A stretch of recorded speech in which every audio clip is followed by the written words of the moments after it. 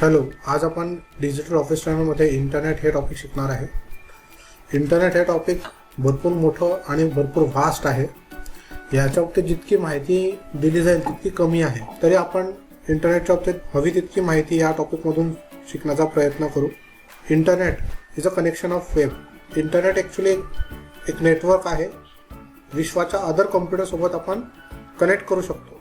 Internet generally कम्युनिकेशनसाठी, शेअरिंगसाठी वापरण्यात गेलं होतं. स्टार्टिंगच्या डेजला 1960मध्ये जेव्हा काही कम्प्युटर एकमेकांशी कनेक्ट केले आणि त्याच्यामधल्या फाईल शेअर्स केल्या गेल्या, त्यांनी इंटरनेट असं नाव ठेवलं. पण आजचे जे इंटरनेट आहे ते टोटली चेंज व्हर्जनमधलं आहे. आज आपण एका कम्प्युटरने दुसऱ्या कम्प्युटरला माहिती पुरवणे याला आपण नेटवर्किंग म्हणतो. आजचं इंटरनेट हे वेब, सर्व्हर या गोष्टींशी रिलेटेड आहे. तर याच्या बाबतीत आपण पुढे माहिती घेऊ. Web, WWW, world wide web.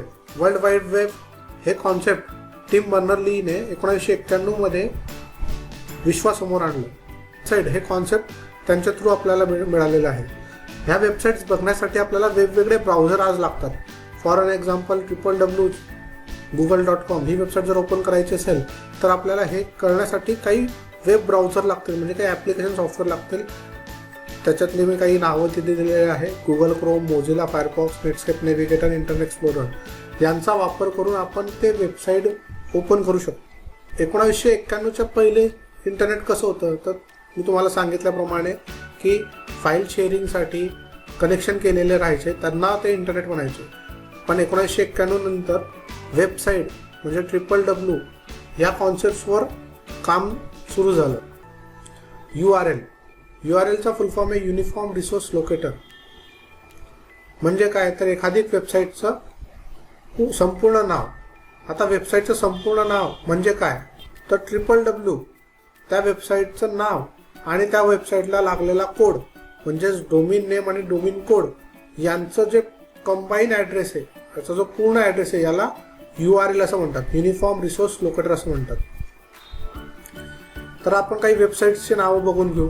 google.com, www.rediff.com, googleco.in, त्याच्यानंतर महाराष्ट्र.gov.in. ह्या चारही वेबसाईट्समध्ये तुम्हाला WWW हा कॉमन दिसतोय. त्याच्यानंतर जे काही गुगल, रिडिफ, गुगल, महाराष्ट्र हे जे काही नावं दिलेले आहे WWWच्या नंतरचे, त्यांना आपण डोमेन नेम असं म्हणतो, म्हणजेच त्या वेबसाईटचं नाव किंवा त्यांच्या प्रोडक्टचं नाव.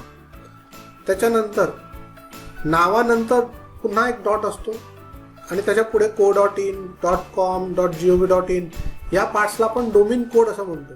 म्हणजेच ते पार्ट्स आपल्याला माहिती देतात की ती वेबसाईट कशाचं काम करते. आता फॉर अन एक्झाम्पल rediff.com हा शब्द जिथे आला आहे त्याचं मिनिंग असतं कमर्शियल.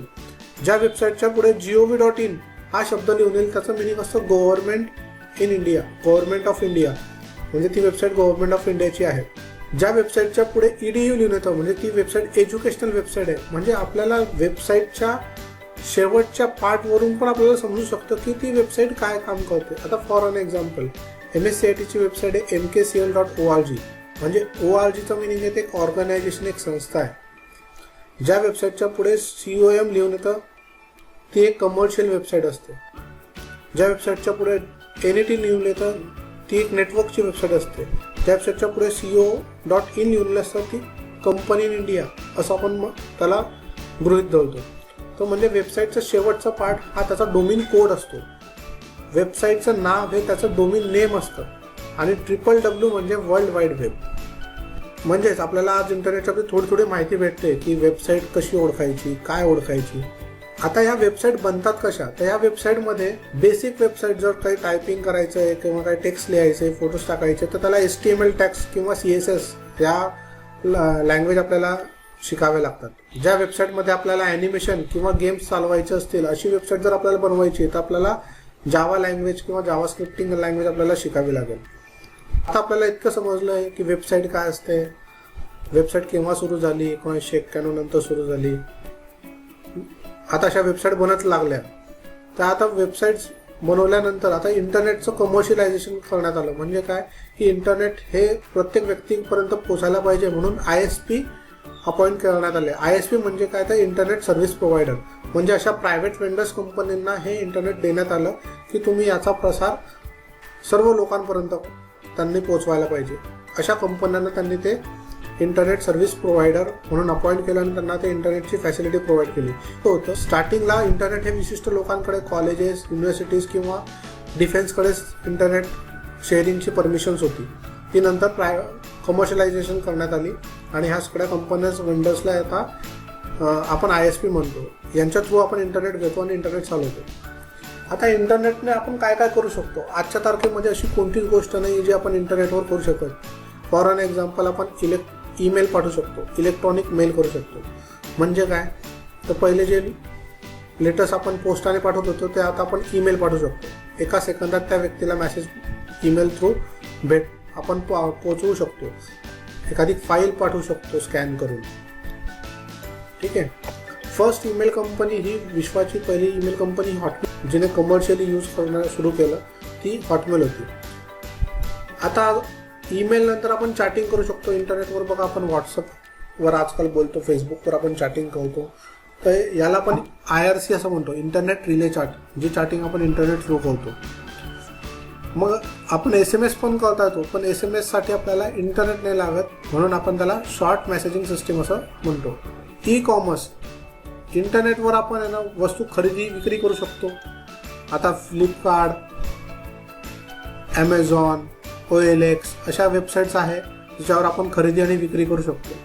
ज्या वेळेस आपण इंटरनेटवरून एखादी वस्तू खरेदी करतो तेव्हा आपण B2C ही सिस्टीम वापरतो, म्हणजे बिझनेसमॅन टू कस्टमर. आपण कस्टमर असतो, समोरची वेबसाईट ही बिझनेसमॅन असते.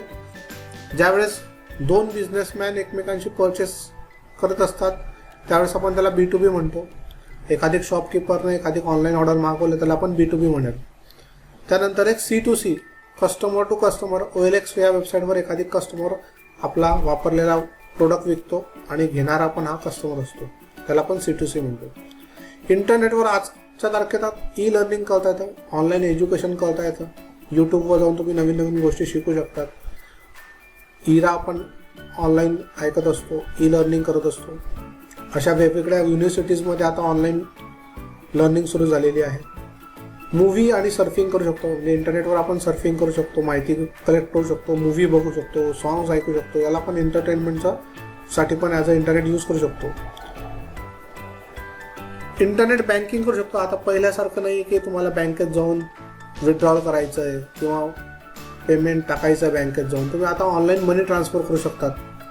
बँकेचं खातं उघडायचं, डिजिटल कॅश आपण यूज करू शकतो.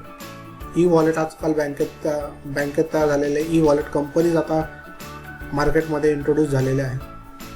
ऑनलाईन सिक्युरिटी होऊ शकते. एखादी गोडाऊनला पहिले गार्ड ठेवावा लागायचा, आता ते त्या ठिकाणी आपण कॅमेरा लावून त्याला इंटरनेटशी कनेक्ट करून त्याला सिक्युरिटीचं पण, इंटरनेट आजकाल सिक्युरिटीमध्ये पण कमर्शियलायझेशन होऊन गेलेलं आहे.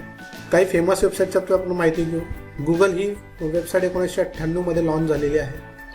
ही वर्ल्डची सगळ्यात फेमस सर्च इंजिन म्हणून ओळखली जाते. विकिपीडिया ही वेबसाईट 2001 लॉन्च झालेली आहे. या वेबसाईटमध्ये आपण हवी ती माहिती शोधू शकतो. विशिष्ट व्यक्तींचे बायोग्राफी आपण याच्यातून काढू शकतो. याच्यामध्ये आपण हवी ती माहिती ॲड करू शकतो, एडिट करू शकतो. याच्यावर प्रश्न आहे आपल्याला पेपरात. फेसबुक आणि ट्विटर. फेसबुक ही वेबसाईट 2004 लॉन्च झालेली आहे. फेसबुक हे एक सोशल नेटवर्किंग वेबसाईट आहे. ट्विटर पण एक सोशल नेटवर्किंग वेबसाईट आहे. याच्यामध्ये जाऊन आपण आपले मित्र, जुने मित्र किंवा नवीन मित्र आपण याच्यावर जाऊन बनवू शकतो. लिंक्डइन ही नावाची जी वेबसाईट आहे ही दोन प्रोफेशनल व्यक्तींना कनेक्ट करण्यासाठी ह्या वेबसाईटचा वापर करता येतो. फॉर एन एक्झाम्पल, माझं एक MSIT सेंटर आहे. दुसऱ्या कोणत्या गावाला कोणाचं कोणी MSIT सेंटर असेल तर मी यांच्यासोबत त्याच्याशी कनेक्शन करू शकतो, कनेक्ट होऊ शकतो. थोडी एक एक्स्ट्रा माहिती म्हणून आपण ही पण माहिती जमा करू की इंटरनेटची स्पीड कशी कशी भविष्यात वाढते किंवा वाढणार आहे. तर जितकी माहिती आम्हाला कलेक्ट केलेली आहे, 2003 इंटरनेटची एव्हरेज स्पीड जी होती ती 256 kbps होती. 2004 ती 512 kbps होऊन गेली. 2009 ती 1.7 Mbps होऊन गेली. आता इंटरनेटची सध्याची वर्ल्डची एव्हरेज स्पीड आहे 22.79 Mbps. ही वर्ल्डची आहे. अमेरिकेची 64 काहीतरी Mbps आहे. हे वर्ल्डची ओव्हरऑल स्पीडचं सिम्पल पॅकेज आहे. एक ISP कडून मी घेतलेला आहे. तो 8 MBPSचा स्पीडचा आहे. तर हिच्यामध्ये व्हेरिएशन राहू शकतं. मोठ्या सिटीजमध्ये स्पीड चांगली आहे. मोठ्या सिटीजमध्ये 40 MBPS 50 MBPSच्या स्पीड्स आजकाल आहे. तर ही टोटल इंटरनेटची आपण ओव्हरऑल माहिती घेतली. थँक्यू.